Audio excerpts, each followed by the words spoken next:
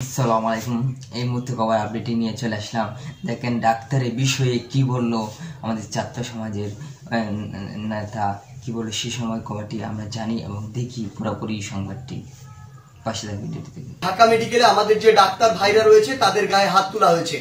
যে যারা হাত তুলেছে তারা কি অভিযোগ করেছে? তারা অভিযোগ করেছে সেখানে নাকি একজন যে পেশেন্ট মারা গিয়েছিল সেখানে ডক্টরদের গাফিলাতি ছিল, ওই ঢাকা মেডিকেলের গাফিলাতি ছিল। এখন প্রশ্ন হচ্ছে যে ডক্টরদের বা ঢাকা মেডিকেলের যে গাফিলাতি ছিল কিনা এটি নির্ধারণ আপনি কিভাবে করতে পারেন, কোন এক্সপার্টিজের ভিত্তিতে এটি নির্ধারণ করতে পারেন এবং এই অথরিটিটা আপনাকে কে দিয়েছে?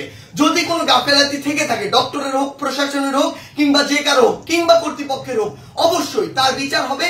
তার বিচার একটি প্রক্রিয়াধীন প্রক্রিয়া হবে, একটি তদন্তের মাধ্যমে হবে। সেই অভিযোগটি আপনি ডিএমডিসিতে করতে পারেন কিংবা সেই অভিযোগটি আপনি প্রশাসনের কাছে করতে পারেন।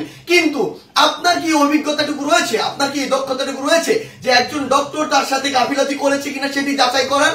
আমাদের সবচেয়ে বড় এখন যে সমস্যাটি হয়ে গিয়েছে, আমরা এই বাঙালিরা অধিকাংশ ক্ষেত্রে অধিকাংশ বাঙালি নিজেদেরকে সব জায়গার দক্ষ মনে করি এবং সব জায়গায় নিজের নাক গলাতে যাই।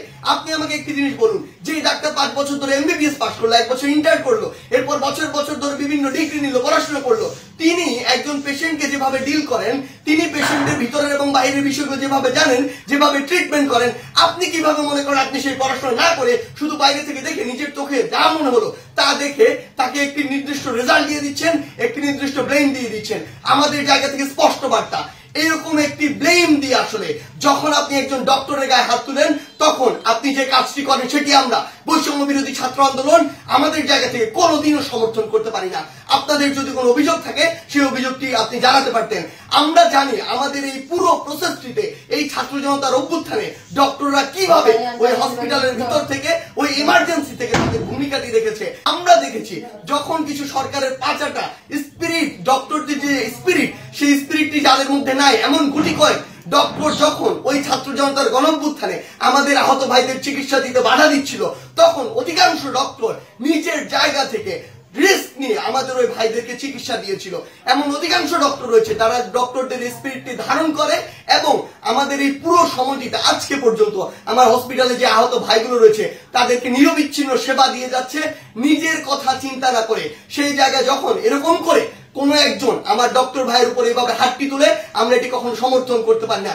আমাদের জায়গা থেকে একদম স্পষ্ট একটি বার্তা, সেটি হচ্ছে যে আমরা প্রশাসনকে, মাননীয় স্বাস্থ্য উপদেষ্টা, ডিজি হেলথ সহ সকলকে একটি বিষয় স্পষ্ট করে বলতে চাই, আমাদের যারা মেডিকেলের ভাইরা রয়েছে, ইন্টার্ন ডক্টররা রয়েছে, কিংবা হসপিটালে যে ডক্টর ভাইরা রয়েছে, তাদের সাথে আমরা এই জায়গাটিতে একাত্মতা ঘোষণা করছি।